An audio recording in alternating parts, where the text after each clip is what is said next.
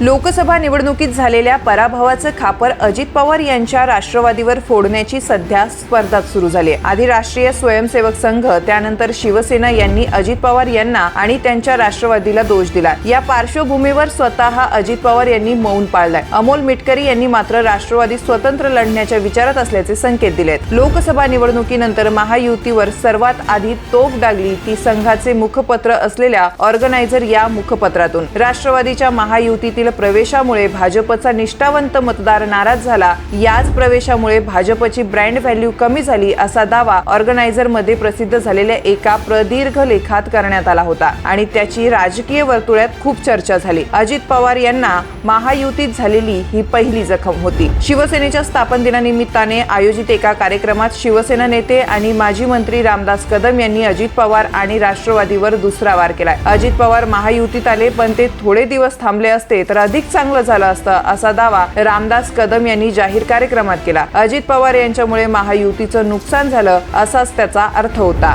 पुण्यात मध्यवर्ती ठिकाणी तरुण मुले ड्रग्जचं सेवन करताना आढळून आली। या प्रकरणाचा मोठा बभरा झाला। मी पालकमंत्री असताना पुण्यात असे प्रकार घडत नव्हते असं विधान भाजपचे ज्येष्ठ नेते चंद्रकांत दादा पाटील यांनी केला। त्यालाही अमोल मिटकरी यांनी प्रत्युत्तर दिला। तुमच्या काळात ड्रग्ज माफियांना अभय मिळत असावे असा प्रतिहल्ला मिटकरी यांनी केला। राष्ट्रवादी काँग्रेसच्या आमदारांची बैठक नुकतीच घेण्यात आली। त्यात निम्म्याहून अधिक आमदारांनी महायुतीतून बाहेर पडण्यासाठी अजित पवार यांच्यावर दबाव आणल्याचं सांगण्यात येतं। यात मराठवाड्यातील आमदारांची संख्या अधिक आहे। मराठवाड्यात राष्ट्रवादी आणि भाजप यांच्यात थेट संघर्ष आहे, त्यामुळे परस्परांची मते हस्तांतरित होत नसल्याचं आमदारांचं म्हणणं आहे। शिवाय मराठवाड्यात पेटलेल्या मराठा आणि ओबीसी आंदोलनामुळे आमदार धास्तावले आहेत। महायुतीच्या जागा वाटपाचा फॉर्म्युला निश्चित झाल्याचं सांगण्यात येत आहे। भाजप विधानसभेच्या 155 जागा लढवणार आहे, तसेच 60-65 जागांवर एकनाथ शिंदेची शिवसेना आपले उमेदवार देणार आहेत। अजित पवार यांच्या राष्ट्रवादी काँग्रेससाठी 50-55 जागा सोडण्याचा विचार आहे। महायुतीत 3 लहान मित्र पक्षही आहेत, त्यांच्यासाठी 15 जागा सोडण्यात येणार आहे असं सांगण्यात येत आहे। मात्र इतक्या कमी जागांवर लढणं अजित पवार यांच्या राष्ट्रवादीसाठी शक्य नाही। त्यातच